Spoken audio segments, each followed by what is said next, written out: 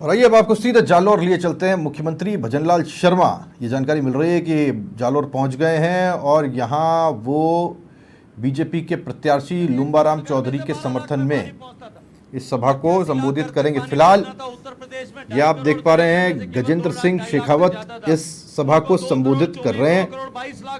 यहाँ का मुकाबला दिलचस्प है, मैं पहले भी बता रहा था। लुम्बाराम चौधरी वर्सेस वैभव गहलोत, ये क्लैश और ये टकराव बड़ा दिलचस्प है।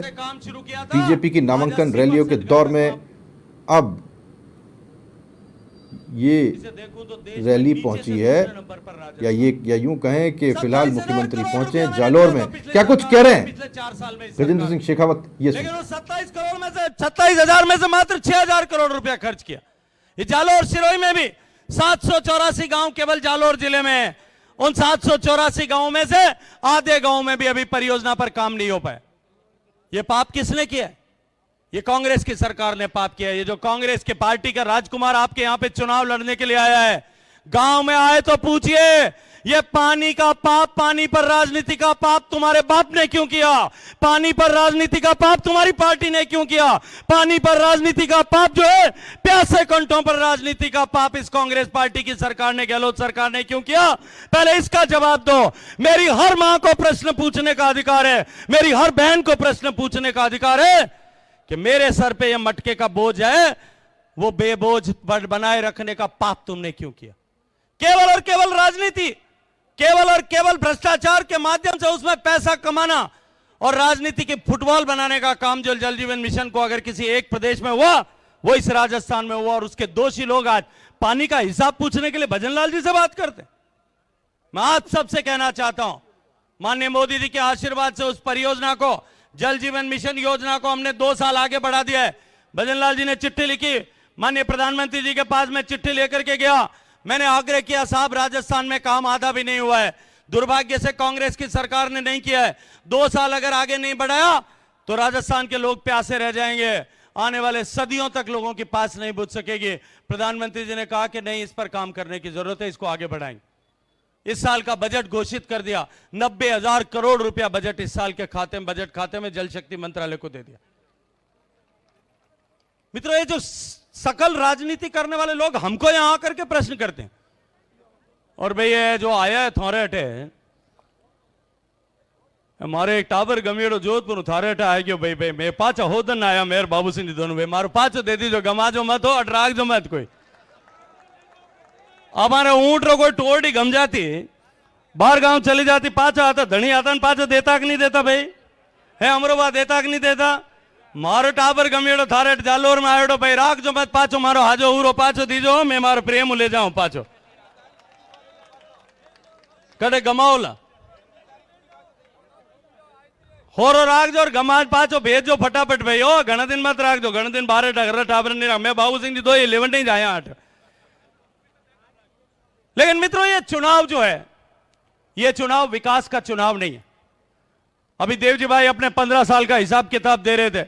जोगेश्वर जी कांग्रेस पार्टी की विफलताओं के और उनके सरकार के झूठे आश्वासनों की बात कर रहे थे कि वे शिलान्यास बाटा एकला पड़िया पड़ा डाडे रोए बाबड़ा बाटा वन कोई हमेरिया कोनी, हमें अवेयर ना पड़ी आपने।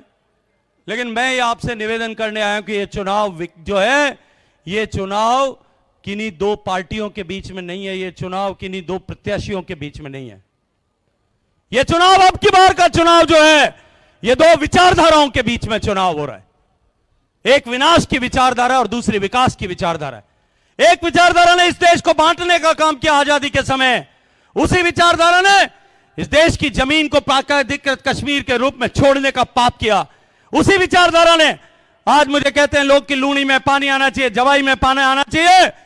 देश की आजादी के 15 साल बाद में भारत के हिस्से का पानी, हिमालय से जो 6 नदियां निकलती है, उसमें से रावी, व्यास, सतलज को छोड़ करके झेलम, चेनाब और सिंधु, 3 बड़ी नदियों का पानी, जो कुल पानी का 80%, 82% पानी था, वो उस 18% के भूभाग पाकिस्तान को देने का पाप करने वाली विचारधारा है। एक तरफ वो विचारधारा है जिसने 65 और 71 दोनों में हमारी सेनाओं ने जो जमीनें जीती,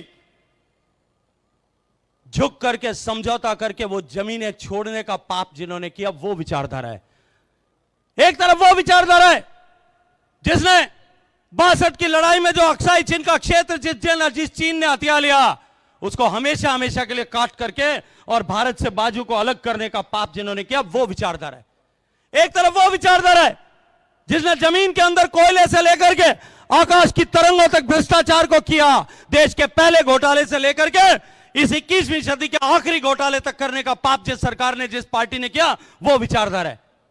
एक तरफ वो विचारधारा है जिसने देश को बांटने का पाप किया, समाज को मजहब के आधार पर बांटा, समाज को पूजा पद्धति के आधार पर बांटा, समाज को आस्था केंद्रों के नाम पर बांटा, समाज को ऊंच नीच के आधार पर बांटा, समाज को अमीर और गरीब के नाम पर बांटने का पाप जिन्होंने किया। एक तरफ वो विचारधारा है और दूसरी तरफ गरीब को गणेश मान करके उसके जीवन में परिवर्तन लाने के लिए कि गरीब चाहे किसी भी जाति का है, वो चाहे हिंदू है, चाहे मुसलमान है, चाहे अमीर है, चाहे अनुसूचित जाति का, अनुसूचित जनजाति का है, सामान्य वर्ग का है, ओबीसी का है, गरीब गरीब है और उसका दर्द एक ही जैसा है। उस गरीब को गणेश मान करके उसके जीवन में परिवर्तन लाने के लिए योजनाओं को धरातल पर उतारने का काम जिस विचारधारा ने किया, वो भारतीय जनता पार्टी की विचारधारा है।